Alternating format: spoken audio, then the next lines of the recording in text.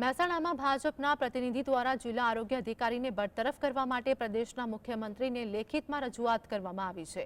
મહેસાણા જિલ્લામાં 2 વર્ષ સમયગાળામાં જે એમ્બ્યુલન્સ ખરીદવામાં આવી એ ખરીદી કરવા માટે ક્લાસ 1ના 4 અધિકારીની કમિટી હોય છે અને વહીવટી પ્રક્રિયા પૂર્ણ થયા બાદ એમ્બ્યુલન્સના ઓર્ડર આપવામાં આવે છે। તો આ વિશે વાત કરતા જિલ્લા આરોગ્ય અધિકારી મહેશ કાપડિયાએ જણાવ્યું કે આ તમામ પ્રક્રિયામાં ઉદ્યોગ મેનેજર, હિસાબી અધિકારી, આરટીઓ, જિલ્લા આરોગ્ય અધિકારી અને જિલ્લા વિકાસ અધિકારીની સહી હોય છે। પત્રમાં જે હિમાંશુ ઠાકરનો ઉલ્લેખ કરવામાં આવ્યો છે એ હિમાંશુ ઠાકરને સૌથી વધુ નોટિસો મેં જ આપી છે। મહેસાણામાં ખરીદીની બાબતમાં હું એકદમ પારદર્શક છું। સૌથી વધુ સ્ટિંગ ઓપરેશન મારા આવ્યા પછી જ થયા છે। તમામ સ્ટિંગ ઓપરેશનનું રેકોર્ડિંગથી માંડીને તમામ પુરાવા મારી પાસે છે। મહેસાણા જિલ્લામાં ટોટલ 2 વર્ષના 3 મહિના જેવું પૂરું થયું, ચોથો મહિનો ચાલુ થયો।